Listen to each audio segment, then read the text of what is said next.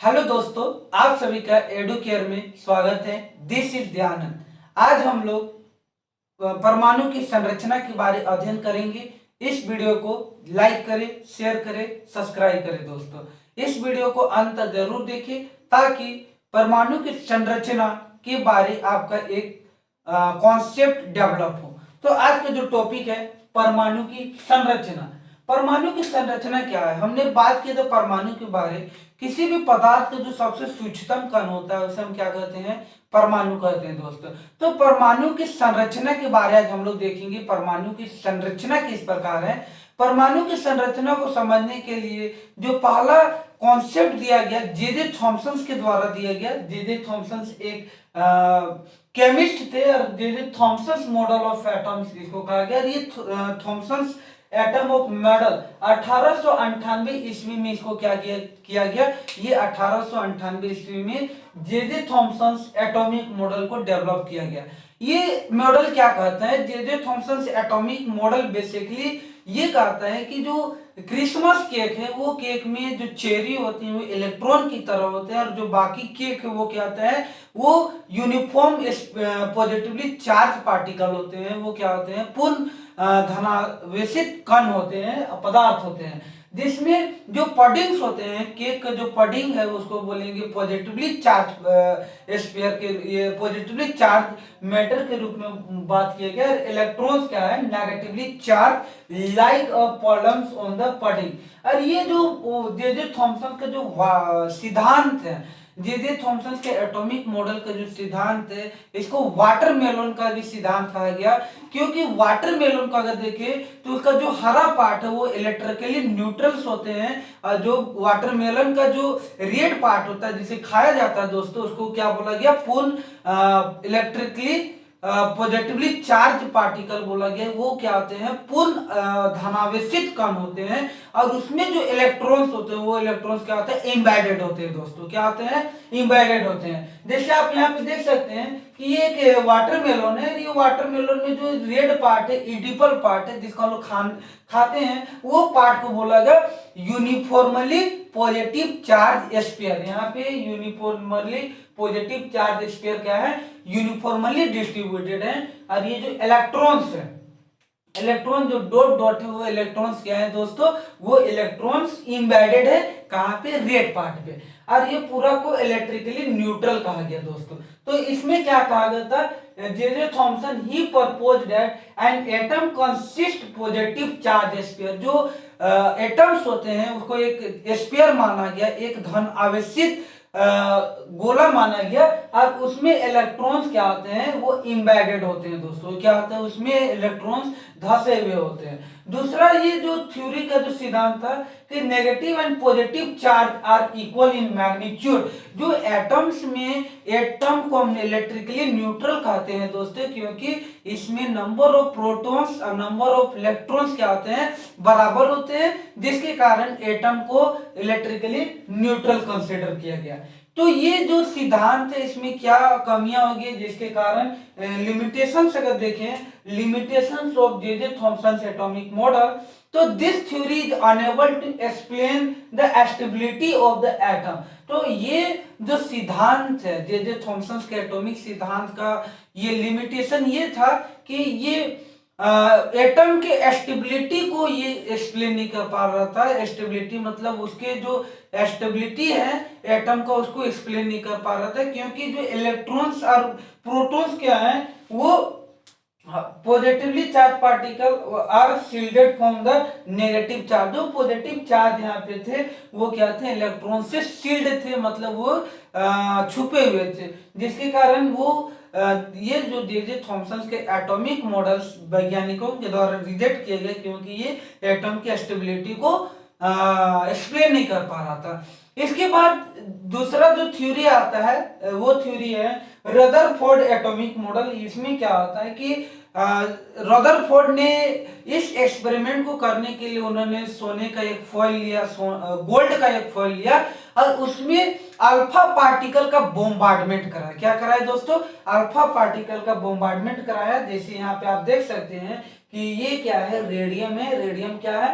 Radium alpha particle का source है और ये सोर्स है और यहाँ पे सिलेट है। ये क्या है दोस्तों, सिलेट है जिसमें होल पिन से क्या आ रहा है, रे ऑफ लाइट पास कर रहा है। ये रेड कलर को देखिएगा तो ये रेड कलर क्या है, गोल्ड फॉइल है, ये क्या है, गोल्ड फॉइल है। और ये एक स्क्रीन है, जिंक सल्फाइड के स्क्रीन का यूज किया गया है। जब यहाँ पे अल्फा पार्टिकल का बोम्बार्डमेंट कराया गया सोने का पत्ती परत पे या गोल्ड फॉइल पे, तो ये देखा गया कि जिंक सल्फेट में जब इसको ऑब्जर्व किया गया, डिटेक्ट किया गया, तो ये देखा गया कि कुछ अल्फा पार्टिकल्स क्या हैं, वो लार्ज एंगल में डेविएट कर रहे हैं, कुछ अल्फा पार्टिकल स्ट्रेट पास कर जा रहे थे और कुछ अल्फा पार्टिकल स्मॉल एंगल में क्या कर रहे थे, डेविएट कर रहे थे दोस्तों। तो रदरफोर्ड के एक्सपेरिमेंट मॉडल जो है, रदरफोर्ड मॉडल ऑफ एटम, और ये this is also known as Rutherford alpha particle scattering experiment, जो कि गोल्ड फॉइल पर किया गया दोस्तों। तो रदरफोर्ड ने सोने का पतली परत ही क्यों लिया, इसका रीजन ये था कि वह इतना पतला चादर बनाना चाहता था जो कि एटम्स के इक्विवेलेंट, मिलियंस ऑफ एटम को एक दूसरे पर रखते जाए तो वो क्या होता है, एक पतली शीट बन सकता है। तो इसलिए उन्होंने सोने का उपयोग किया, क्योंकि सोने जो मेटल है, गोल्ड का, हम पतली से पतली चादर बना सकते हैं। और ये जो चादर बनाया गया वो 0.00006 सेंटीमीटर का क्या था दोस्तों, ये थिकनेस था, किसका, सोने का फॉइल का। और उन्होंने हीलियम जो पार्टिकल्स है, हीलियम अल्फा पार्टिकल इसलिए लिया कि जो अल्फा पार्टिकल्स होते हैं वो उसमें 2 यूनिट उसका मास होता है, और उसमें 2 यूनिट पॉजिटिवली चार्ज होते हैं, और जो मास होता है अल्फा पार्टिकल का वो 4 यूनिफाइड होता है दोस्तों। तो यहाँ पे जो अल्फा पार्टिकल है, इसका जो चार्ज है वो कितना यूनिट है, प्लस 2 यूनिट था, और इसका जो मास था वो कितना था, 4 यूनिफाइड या 4 एटॉमिक मास यूनिट था। तो उन्होंने अल्फा पार्टिकल को इसलिए लिया क्योंकि alpha particle positively charge particles है, और हम लोग को मालूम है कि जब दो पॉजिटिव चार्ज स्फीयर आपस में क्या करते हैं, लाइक चार्ज है तो रिपेल करेगा और अनलाइक चार्ज है तो अट्रैक्ट करेगा दोस्तों। तो अल्फा पार्टिकल जो एक्सपेरिमेंट था, Rutherford alpha scattering experiment gold foil पे ये किया गया। तो इन्होंने क्या किया कि जब when we passes the beam of fast moving alpha particle which has a positively charged fall on thin gold foil, जब उन्होंने अल्फा पार्टिकल का बोम्बार्डमेंट कराया गया किस पे, सोने का पतली पन्नी पे, तो उन्होंने निम्नलिखित प्रकार को ऑब्जर्व किया, और उन्होंने ये ऑब्जर्व किया कि मोस्ट ऑफ अल्फा पार्टिकल क्या है कि most of alpha particle passes through the straight line through the gold foil. तो यहाँ में से जो जितने भी ये अल्फा पार्टिकल थे उनमें से ज्यादातर अल्फा पार्टिकल क्या हो गए, सीधे पास कर गए दोस्तों, मतलब गोल्ड फॉइल है उसको सीधे क्रॉस करके पार हो गया। दूसरा यहाँ देखिए, ये देख सकते हैं, ये कह रहा है कि जो मोस्ट ऑफ अल्फा पार्टिकल है वो क्या कर रहे हैं, वो एक दूसरे क्या हो रहे हैं, सीधे पार हो जा रहे हैं। दूसरा इन्होंने ये निष्कर्ष निकाला कि small of the alpha particle were deflected by the small angle.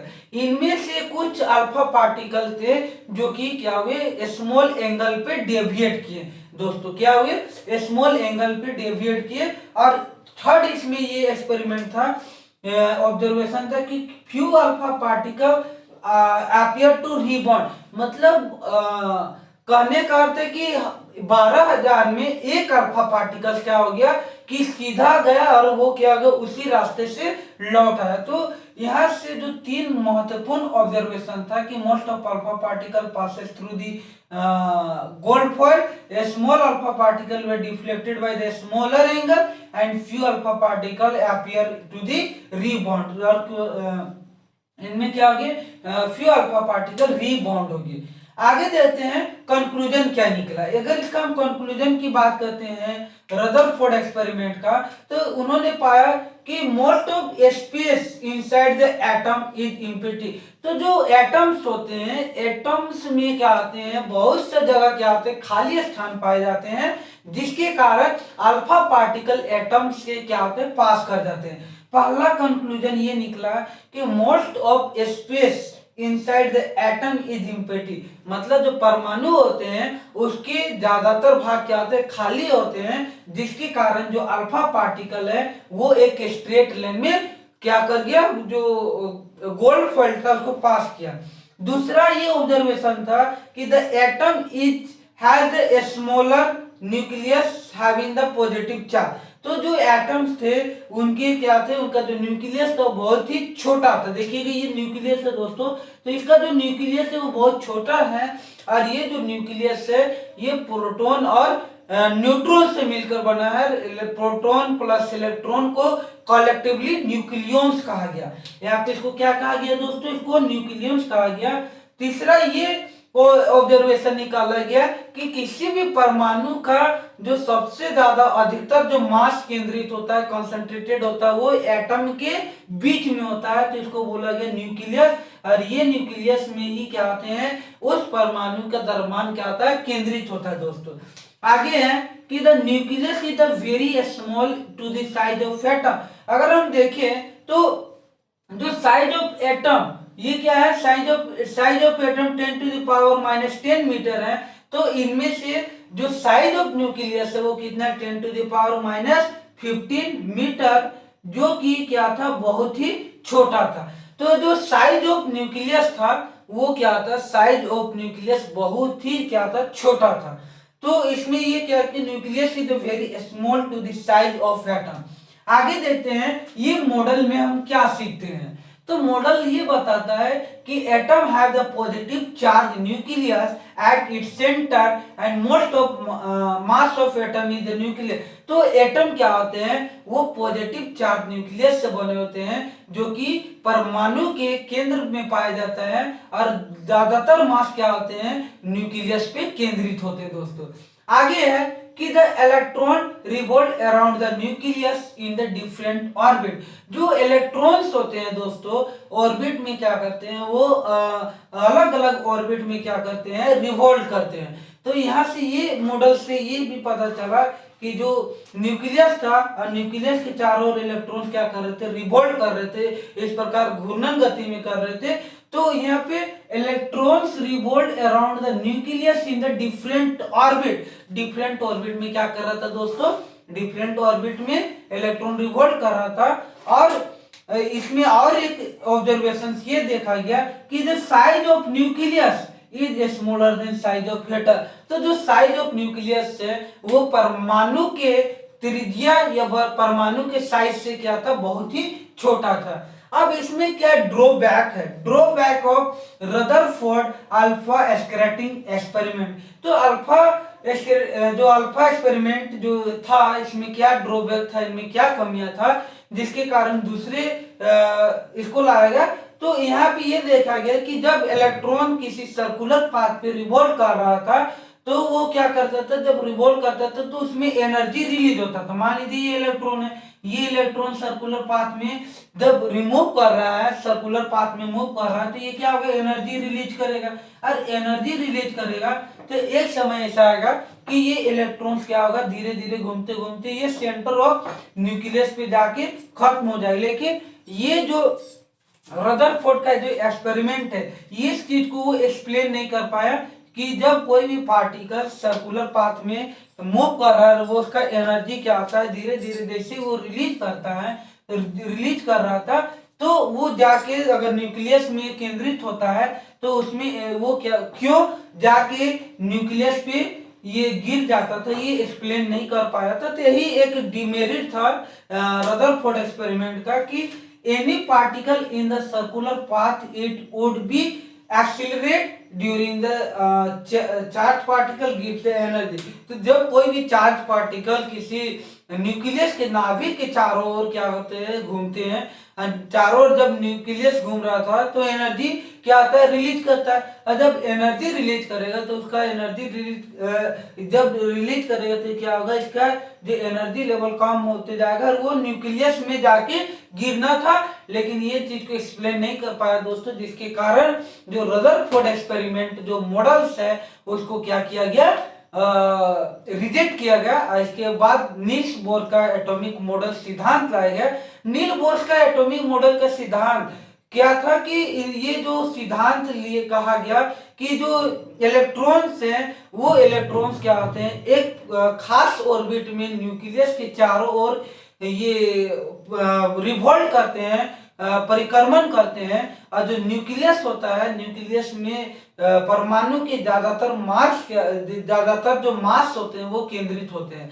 तो नील बोर्स का जो एटॉमिक सिद्धांत था उसमें ये कहा गया कि जो परमाणु है उनका जो ज्यादातर मास क्या पे केंद्रित होता है, कि नाभिक पे केंद्रित होता है। और इलेक्ट्रॉन्स क्या होते हैं, इलेक्ट्रॉन्स एक निश्चित ऑर्बिट में सूर्य के जैसे जो ग्रह होते हैं वो सूर्य के चारों ओर परिक्रमण करते हैं, ठीक उसी प्रकार इलेक्ट्रॉन क्या होते हैं, अपने एक निश्चित कक्षा में इलेक्ट्रॉन्स रिवॉल्व करता है। और जो जितना सामने होता है उसके बीच एनर्जी क्या होता है, उसमें जैसे ये मान लेते हैं न्यूक्लियस है, इस न्यूक्लियस के चारों ओर क्या हो रहा है, एक खास ऑर्बिट पर इलेक्ट्रॉन्स रिवॉल्व करता है। और जब इलेक्ट्रॉन्स एक ऑर्बिट से दूसरे ऑर्बिट में जाते हैं या एक ऑर्बिट से दूसरे ऑर्बिट में आते हैं तो उसमें क्या होता है, एनर्जी का विनाश होता है, या एनर्जी रिलीज करता है, या एनर्जी गेन करता है दोस्तों।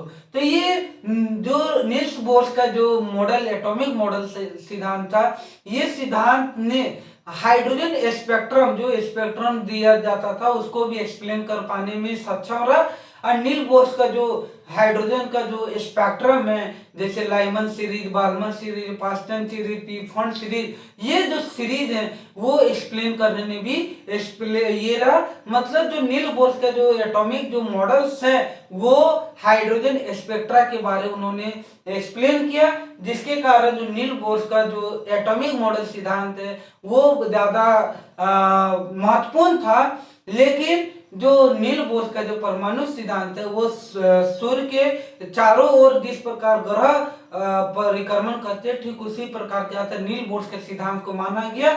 और नील बोर्स के सिद्धांत के बारे एक अगले यूट्यूब सेशन में हम इसके बारे और ज्यादा डिटेल से लेकर आएंगे।